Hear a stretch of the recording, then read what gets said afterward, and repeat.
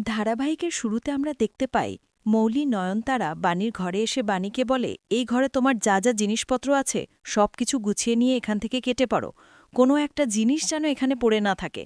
এটা বলে নয়নতারা জিনিসপত্রগুলো গুছিয়ে দেয় এবং পরক্ষণে নয়নতারা বাণীর বাবার ছবি দেখিয়ে বলে, এই ছবিটাও নিয়ে যাও।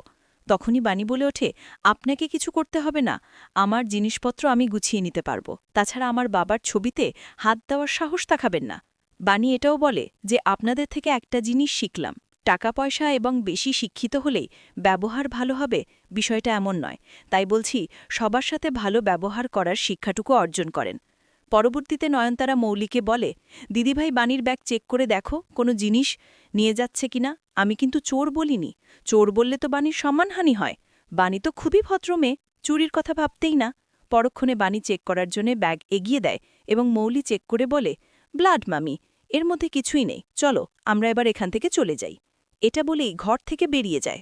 পরবর্তীতে বাণী কান্না করে আর মনে মনে বলে, মা, আমি তোমাকে না বলে চলে যাচ্ছি, তুমি আমাকে প্রথমেই শহরে এনেছিলে, কিন্তু এই শহর আমার মেয়েকে কখনই ভালো থাকতে দেবে না, তাই আমি আমার মেয়েকে অনেক দূরে নিয়ে যাচ্ছি।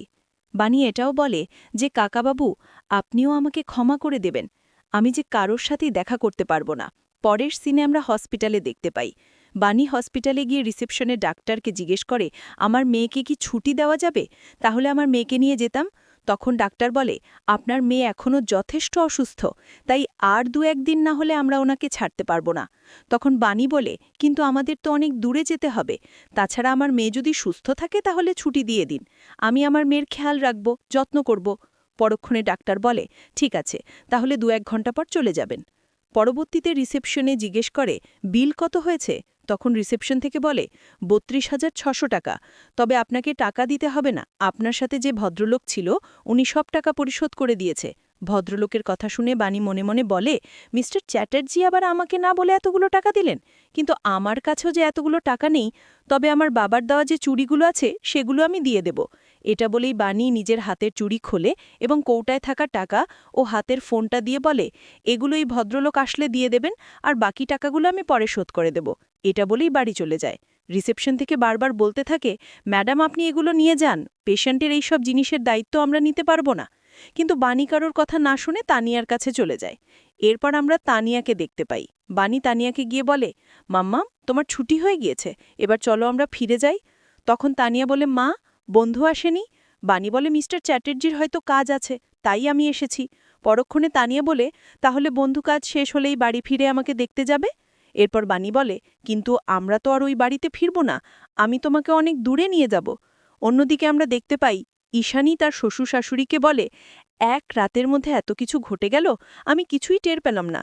বাণী অসুস্থ মেয়েটাকে নিয়ে কিভাবে সামাল দিচ্ছে সেটাও জানি না, আমাকে এখন এই মেয়েটাকে দেখতে যেতে হবে। এটা বলে বাড়ি থেকে বের হতে যাবে, তখনই নয়নতারা বলে, এত তাড়া কিসের হসপিটালে যাওয়ার, ওই মেয়েটা কতটা দায়িত্ব কর্তব্যহীন, আমাদের কাউকে না বলে বাড়ি থেকে চলে গেছে, আসলে আমাদের কাউকে আপন ভাবতেই পারেনি।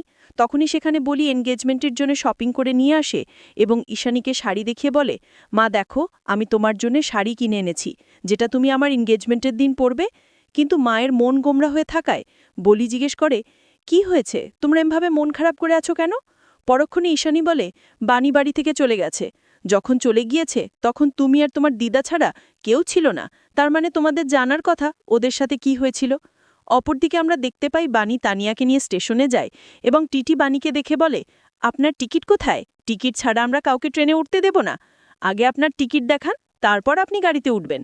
তখন বাণী বলে, আমার কাছে তো টিকিট নেই, আর টিকিট কাটার মতো পয়সাও নেই, কিন্তু আমাকে আজকের মধ্যে গ্রামে ফিরতে হবে, আমার মেয়েটা খুব অসুস্থ।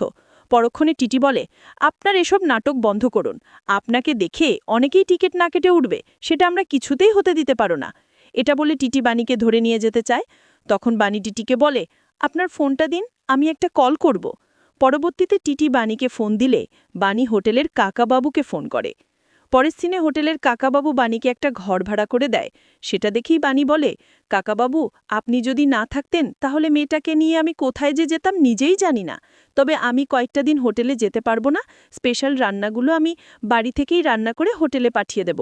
আর মিস্টার চ্যাটার্জি যদি আপনার কাছে আমার খোঁজ করতে আসে তাহলে কোনো কিছু বলবেন না। আমি যে এখানে আছি সেটা যেন কেউ বুঝতে না পারে। অন্যদিকে আমরা দেখতে পাই মৌলিদার এনগেজমেন্টের জন্য খাবার, ডেকোরেশন, সমস্ত কিছুর অ্যারেঞ্জমেন্ট কিভাবে সাজাবে তারা আলোচনা করে। তখনই অনিরুদ্ধ এসে ঈশানীকে বলে, আন্টি, আমি বাণীকে কোথাও খুঁজে পেলাম না। এমনকি ভাতের হোটেলটায় গিয়েছিলাম, কোথাও খুঁজে পাইনি। এদিকে বলি অনিরুদ্ধের হাত ধরে বলে, আমাদের এনগেজমেন্টের সব ডেকোরেশন ঠিক করা হয়ে গেছে। পরক্ষণে অনিরুদ্ধ বলে, আমার এখন এসব কথা শুনতে বলতে ভালো লাগছে না, আমার একটা ইম্পর্টেন্ট কাজ আছে। এটা বলে অনিরুদ্ধ বেরিয়ে যায়। শেষ সিনে আমরা দেখতে পাই ডাকপিয়ন এসে অনিরুদ্ধকে একটা চিঠি দেয় আর বলে, এখানে কি বাণী নামে কেউ থাকে? তখন অনিরুদ্ধ বলে, হ্যাঁ থাকে। তবে কিসের চিঠি ওর নামে এসেছে? পরক্ষণে ডাকপিয়ন বলে, কোর্টের চিঠি। আগামী পর্বে আমরা দেখতে পাব কোর্টে দাঁড়িয়ে বিদ্যুৎ বলে, হুজুর, বাণী আমার মেয়েটাকে ওই বাবুর টাকায় বড় করছে।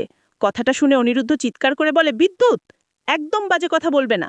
তখন বিদ্যুৎ বলে, হুজুর, আমার মেয়েটাকে আমার কাছে ফিরিয়ে দিন। পরবর্তীতে হুজুর বলে, একটা বাচ্চা যেখানে নিরাপদ আইন ব্যবস্থায় করবে। পরক্ষণে বাণী বলে, হুজুর, এই অসহায় মায়ের দিকে তাকিয়ে আমার মেয়েটাকে আমার কাছে ফিরিয়ে দিন। তো বন্ধুরা, এই ছিল আজকের পর্ব। পরবর্তী নাটকের আপডেটগুলো দেখতে আমাদের চ্যানেলটি এক্ষুনি সাবস্ক্রাইব করে পাশে থাকুন। ধন্যবাদ।